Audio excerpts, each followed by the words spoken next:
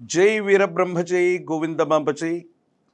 నేను మీ కృష్ణమాచార్య శ్రీ బ్రహ్మపదం. విశేషవంతమైనటువంటి భవిష్యత్తును తెలియజేసే జ్యోతిషాస్త్రం అత్యంత అద్భుతమైంది. ఒక వ్యక్తి యొక్క భూతభైత వర్ధమానాలే కాదు, ఖగోళంలో జరిగే వింతల దగ్గర నుండి పౌర్ణమి, అమావాస్య, గ్రహణాలు ఇలాంటి విశేషవంతమైనటువంటి అంశాలని ప్రాచీన కాలంలో కొన్ని వందల వేల సంవత్సరాల క్రితమే ఎప్పుడు పౌర్ణమి వస్తుంది, ఎప్పుడు అమావాస్య ఏర్పడుతుంది, ఎప్పుడు గ్రహణాలు ఏర్పడతాయో సనాతనమైనటువంటి ధర్మంలో, ఈ వేద వాంగ్మయంలో, ఈ భరతావనిలో ఎంతోమంది మహర్షులు, మహనీయమైనటువంటి వ్యక్తులు మనకు తెలియజేసి ఉన్నారు. అటువంటి అద్భుతమైనటువంటి జ్యోతిషాస్త్రంలో రవి గురించి మనం తెలుసుకుంటూ ఉన్నాం. విశేషవంతమైనటువంటి నవగ్రహాలకి రాజైనటువంటి వాడు, నవగ్రహాలని తన ఆధీనంలో ఉంచుకునేటువంటి వాడు సూర్య భగవానుడు. కశ్యప మహర్షి దితి అదితిలకు సంబంధించినటువంటి విషయం మనందరికీ కూడా తెలిసింది. కశ్యప మహర్షి మరియు అదితి గర్భవాసాన జనించినటువంటి భానుడు ఉదయ భానుడే రవి. కొన్ని కారణాల వల్ల తల్లి యొక్క పేరునే తన పేరుగా మార్చుకుంటూ ఆదిత్యుడిగా మారిపోయాడు. ఈ వృత్తాంతం అంతా గురువుగారు ఇప్పుడు ఎందుకు చెప్తున్నారు అంటే, మన కుటుంబంలో పిల్లలు తల్లిదండ్రుల మాట వినట్లేదన్న భావన కలుగుతుంటుంది. 10-15 సంవత్సరాల లోపు ఉన్నటువంటి చిన్నపిల్లలు కూడా ఎక్కువగా మారం చేయటం, తల్లిదండ్రుల మాట అస్సలు వినకపోవటం, ఏకాగ్రత లేకపోవటం, ఎక్కువగా మాట్లాడితే చాలు విరోధించేటువంటి సందర్భాలు అధికమవుతూ ఉండటం. ఆరోగ్యపరమైనటువంటి అంశాలకు సంబంధించిన సమస్య గురించి మనం చెప్పుకున్నాం. కానీ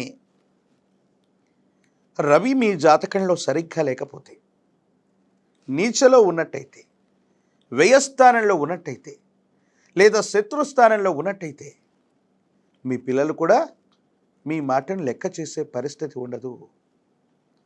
మీ గర్భవాసాన జనించిన సంతతి యుక్త వయసు రాకమునుపే తల్లినో తండ్రినో బాగా బాధిస్తున్నారు, బాగా ఇబ్బంది పెడుతున్నారు, మన పరువు ప్రతిష్టలకు కూడా భంగం వాటిల్లుతుంది అంటే ఖచ్చితంగా మీ జాతకంలో రవి సరిగ్గా లేడేమో. ఈ కారణం చేతనే మీ గర్భవాసాన జనించిన సంతతి కూడా మీ మాట సరిగ్గా వినలేకపోతూ ఉంటారు. మీరు అర్థం చేసుకుంటారన్నటువంటి పరిస్థితులతో వాళ్ళ మీద అథారిటీ చూపించేటువంటి ప్రయత్నంలో మీ కోపతాపాలు వాళ్ళని మీ నుంచి మరింత దూరంగా తీసుకెళ్లేటువంటి ప్రమాదం ఉంది. అందుకే 15 ఏళ్ళు 20 ఏళ్ళు నిండనటువంటి ఆడపిల్లలు, అబ్బాయిలు కూడా ప్రేమ పేరుతో, అభిమానం పేరుతో వేరే వ్యక్తితో వాళ్ళకు ఉన్నటువంటి సంభాషణ ఏదైనా ఇంట్లో తెలిసినప్పుడు పెద్దలు మందలిస్తూ ఉన్నటువంటి సందర్భంలో, మా అమ్మాయి మా మాట వినట్లేదండి, మా అబ్బాయి చక్కగా చదువుకునేవాడండి, ఈ మధ్యకాలంలో మా మాట వినట్లేదండి, ఫోన్లు ఎక్కువైపోయాయండి, లేదా ఇంటికి రావట్లేదండి సరిగ్గా, లేదా కోపం ఎక్కువ అవుతుందండి, చదువు మీద శ్రద్ధ లేదండి, ఇలాంటి ఆలోచనలు మీకున్నట్టయితే, ఈ సమస్యలు కనుక మీరు పడుతున్నట్టయితే ఖచ్చితంగా మీ యొక్క జాతకంలో రవి అనేటువంటి గ్రహం సరిగ్గా లేదు. దానివల్ల మీరు వాళ్ళని అథారిటీ చేయలేకపోతున్నారు. వాళ్ళు కూడా మీ మాట వినకుండా ఉండడానికి కారణాలు ఇవి. మరి ఇలాంటి సమయంలో ఏం చేయాలి? పిల్లల్ని ఎలాగ మనం చక్కదిద్దుకోవాలి? తల్లి యొక్క పేరునే తన పేరుగా మార్చుకున్నటువంటి వాడు సూర్య భగవానుడు. అందుకే అదితి గర్భవాసాన జనించినటువంటి రవి ఆదిత్యుడుగా పిలువబడ్డాడు.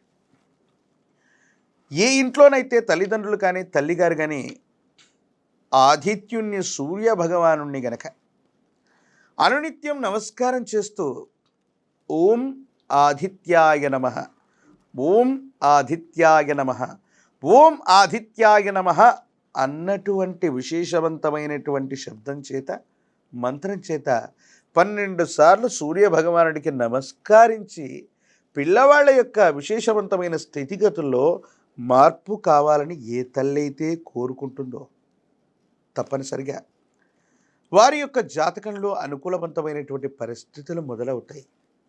తల్లిదండ్రుల యొక్క మాటని పిల్లలు చక్కగా వినేటువంటి అవకాశం కూడా ఉంది. ప్రత్యేకించి మీ పిల్లలు గనక మీ మాట వినకుండా మీ మీద కోపతాపాలు చూపెడుతూ ఉన్నట్టయితే, రవికి ఆధిపత్యం ఉన్నటువంటి ధాన్యం గోధుమలు. గోధుమ లేదా గోధుమ నూకతో వండినటువంటి ఎటువంటి విశేషవంతమైనటువంటి పదార్థాన్నైనా దేవతా స్వరూపాలకు నివేదన చేసి 15 సంవత్సరాల లోపు బాలబాలికలకు పంచిపెట్టండి. గోధుమ రుకతో పాయసం చేయండి, సూర్య భగవానుడికి నివేదించండి. ఆ తర్వాత వాటిని ఎవరికైనా పంచిపెట్టేటువంటి ప్రయత్నం చేయండి. తప్పనిసరిగా మీ కుటుంబంలో మీ గర్భవాసాన జనించిన సంతతి మీ మాట తప్పకుండా వినేటువంటి అవకాశాన్ని సూర్య భగవానుడు తప్పకుండా మీకు కలిగించేటువంటి అవకాశం ఉంది.